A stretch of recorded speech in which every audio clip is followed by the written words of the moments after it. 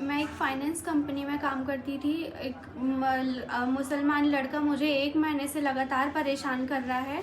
मैंने 11 तारीख को एक एप्लीकेशन भी दिया था, पुलिस अधीक्षक के माध्यम से ही दिया था। उन्होंने मुझे कोतवाली थाना भेजा था।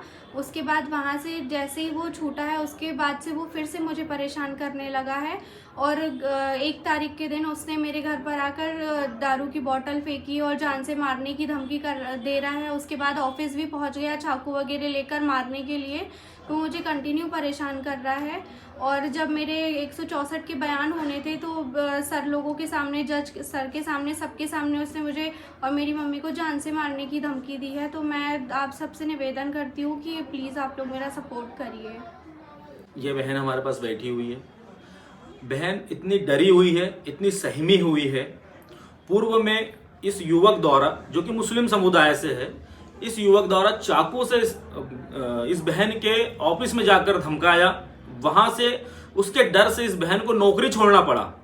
उसके बाद ये घर पे रहने लगी तो उन्हें घर का पता निकलवाया और घर पर आकर बोतलें फेंके गई और अपराध करने के लिए उकसाने लगा कि मैं आप लोगों का मर्डर कर दूंगा, मैं आपकी मम्मी को और आपको जान से मार दूंगा। उसके बाद पुलिस ने इस पर एफआईआर भी दर्ज करी, पुलिस ने पूरा सहयोग भी प्रदान करा।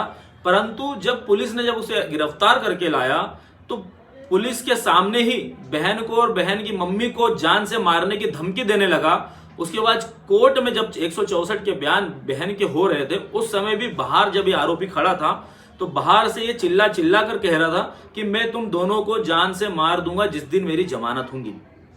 क्या हिंदू बहन, हिंदू बेटी, हिंदू धर्म सुरक्षित नहीं रहा?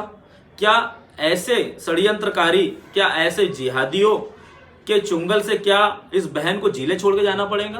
क्या हम, हमारे हिंदू संगठन, हम हिंदू लोग, हम हिंदू समाज के धर्म के लोग क्या इस बहन की रक्षा नहीं कर सकते?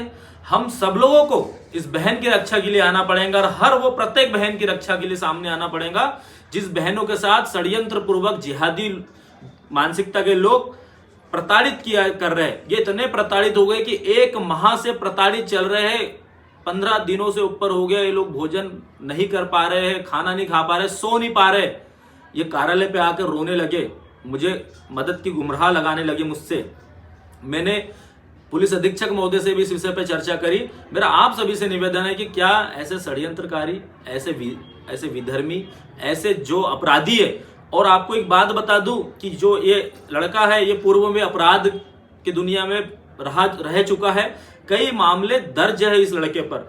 बहन बहुत परेशान है, बहन की मदद करें। कल हम लोगों ने एक ज्ञापन रखा है जो कि 11:30 बजे नेहरू पार्क चौक, अंबेडकर चौक पर हम उपस्थित होंगे। समस्त हिंदू संगठन, समस्त सामाजिक बंधु, समस्त धार्मिक संगठन इस आयोजन में सम्मिलित हुए, इस बहन को न्याय दिलाए। बहन बहुत प्रताड़ित है, परिवार में कोई लड़ने वाला नहीं है। हम जैसे भाई इस बहन की रक्षा करने के लिए रोड पे उतरेंगे।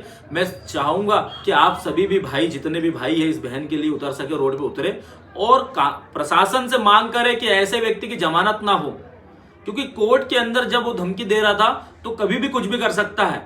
पहले भी अपराध की दुनिया में रहा है, 35 साल से ऊपर की उम्र है उस युवक की, और लगातार बहन को धमकी दे रहे। बहन की नौकरी छूट गई, मम्मी भी जॉब करती है, परिवार में कोई रहने वाला नहीं है। हमें ऐसे लोगों की मदद करना चाहिए। लव जिहाद के लिए उस्काना ये बहुत बड़ी घटना है आज बैतूल जिले में। और आज अगर इस बहन के साथ कल में अगर कोई दुर्घटना होती है, कोई कुछ होता है, कोई प्रताड़ित होकर अगर ये कुछ दुर्घटना कर बैठती है तो इसका जिम्मेदार प्रशासन नहीं, वो हर हिंदू होगा। वो हर हिंदू होगा जो हिंदू इनकी मदद नहीं करेगा, हर हिंदू होगा। फिर पछताएंगे हम कि इस बहन की मदद क्यों नहीं करी हमने। मैं इसलिए आपसे आग्रह करता हूं, हाथ जोड़कर आग्रह करता हूं, हिंदू संगठन के माध्यम से आग्रह करता हूं कि इस बहन की रक्षा करने के लिए कल 11 बजे जरूर आए। बहन मेरे पास बैठी है। हम आप सभी से बहन की मदद के लिए, एक सहायता के लिए, सहयोग प्रदान करने के लिए अपील करते हैं। धन्यवाद। जय श्री राम। भारत माता की जय।